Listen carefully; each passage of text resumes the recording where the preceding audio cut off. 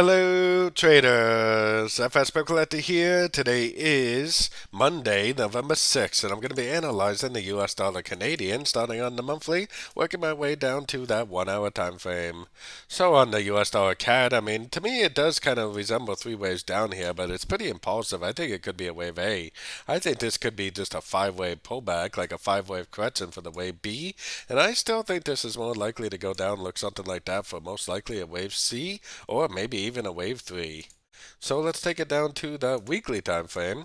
On the weekly time frame, very strong move to the downside, and it did make a big engulfing move. So it kind of looks to me like we may have the end of this pattern up here.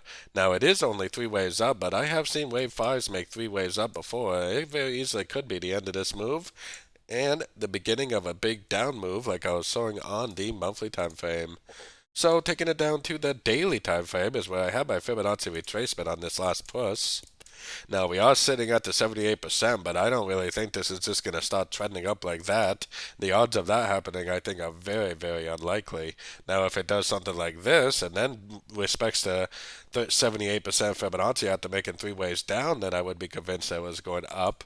But based on what I see across the board with correlated dollar pairs, I mean, I think this may be a turn right here, and that we should probably be looking for sorts in a downtrend. We could be at the very early stages of a brand new downtrend. So taking it down to the 4 hour time frame, we are sitting at a fib level, and it does kind of resemble a little bit of a five-way pattern right here. So I wouldn't be surprised if it did go up a little bit, maybe today. But even if it does go upwards, like I always say, there's no guarantee that a correction is going to start. It could just keep on drifting down very, very easily. But if it does go up, it's either going to be a wave 1 and 2 or a wave A and wave B. Either scenario, the end of a wave 2 or the end of a wave B is exactly the same trading strategy for me, which is I'm looking for sorts at the end of that next correction for the continuation of the downtrend. So taking it right down to the 1 hour time frame. 1 hour time frame for me, if it goes up and starts breaking structure, that's probably the end of a wave A or 1. Then it's probably going to make an uptrend for the A, a correction for the B, and another uptrend for the C. So, shorter time frame traders could definitely be trading it to the long side if they see this picture right here, like especially with the breaks of structure.